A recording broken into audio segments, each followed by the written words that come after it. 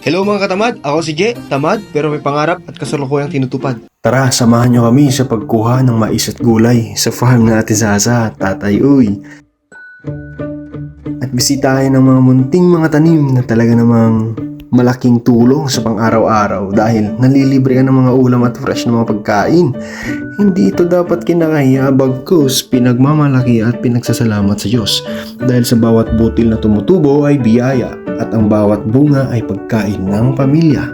Kaya naman for today's video, masisilayan ang aming munting kasiyahan sa pagpitas at pagkuha ng mga gulay at prutas.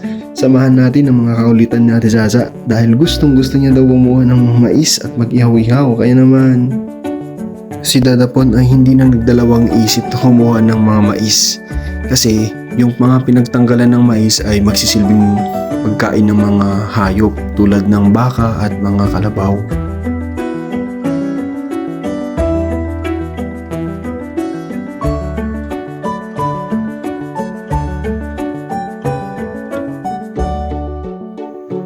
So for today's video nga pala, kasama natin si Tita Ana, ang Teacher G ni Zaza. Yan. Nagkataon na nagbakasyon, kaya yan, masaya si tatay ngayon kasi kompleto kaming lahat. Feel na feel naman ni Ate Zaza ang pagkuha ng mga gulay kahit maliliit, pinipitas niya. Pero okay lang yan. Bigyan natin sila ng experience habang bata pa sila at mag-enjoy sa mga ganitong sitwasyon. Ang mabuhay ng simple at may peace of mind.